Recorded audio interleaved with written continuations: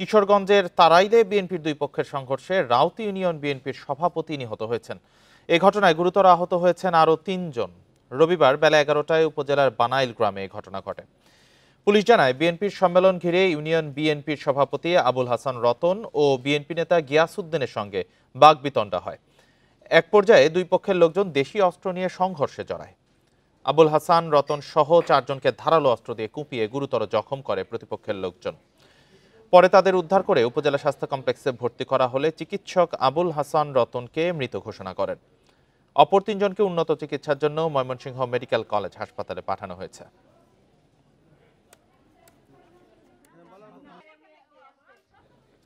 এ বিষয়ে আরো জানাতে এবার কিশোরগঞ্জ থেকে যুক্ত হয়েছেন সহকর্মী শাহজাহান সাজু।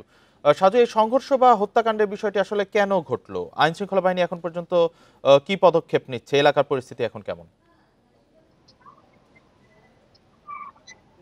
দেখুন, এই ঘটনার পরপরই আইন শৃঙ্খলা বাহিনী এলাকায় গিয়ে পরিস্থিতি নিয়ন্ত্রণে আনে এবং যারা অভিযুক্ত বা যারা হত্যাকাণ্ডটি ঘটিয়েছেন তাদেরকে ধরার জন্য অভিযান চলমান আছে, এমনটি জানিয়েছেন তারাইল থানার যে ভারপ্রাপ্ত কর্মকর্তা যিনি রয়েছেন। আর আমি যদি আপনাকে ঘটনাটা একটু বলি, সেটা এই আগামী যে 15ই জানুয়ারি তারাইল উপজেলা যে বিএনপির সেই বিএনপির সম্মেলন ঘিরে এই ঘটনা। এটা এই যে তারাইলের বানাইল গ্রাম, একেবারে প্রত্যন্ত একটা গ্রাম।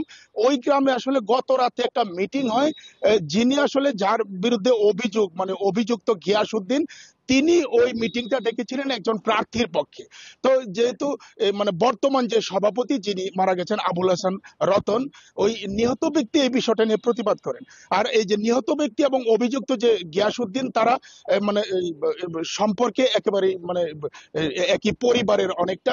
গিয়াসউদ্দিন রতন নিহত ব্যক্তির চাচাতো চাচা হন যে গিয়াসউদ্দিন। তো সব মিলিয়ে আজ সকালে এই বিষয়টা নিয়ে একটা তর্কাতর্কি পরে ওই দুই পক্ষের লোকজন আসলে ধাওয়া পাল্টা দেওয়া পরে যে অস্ত্র, দেশীয় অস্ত্র, ধারালো অস্ত্র দিয়ে আসলে সংঘর্ষটা বাধে। ওই সংঘর্ষের পরে আসলে একেবারে মানে গুরুতর আহত হন 4জন। একজন হাসপাতালে আনার পর তো মৃত ঘোষণা করেছেন, আর বাকি 3জন ময়মনসিংহ হাসপাতালে ভর্তি আছেন। আসলে ওই যে উপজেলা বিএনপির সম্মেলনকে ঘিরে উপজেলা বিএনপির যারা নেতা রয়েছেন, ওই নেতাদের সমর্থন বিষয়টা নিয়ে, মানে গিয়াসউদ্দিন এক পক্ষের সমর্থন, ওই যে নিহত যে আবুল হাসান রতন তিনি এক পক্ষের সমর্থক। এই সমর্থনের বিষয়টা নিয়ে আসলে বাকবিতণ্ডা এবং সবশেষে তো হত্যাকাণ্ড হয়ে গেল। আপাতত পরিস্থিতি নিয়ন্ত্রণে আছে, মামলার প্রস্তুতি চলছে, আসামি ধরার জন্য একেবারে সর্বোচ্চ চেষ্টা করছে পুলিশ। এই ছিল আপাতত কিশোরগঞ্জ থেকে আমার কাছে সবশেষ। কিশোরগঞ্জ থেকে জানাচ্ছিলেন সহকর্মী শাহজাহান সাজু।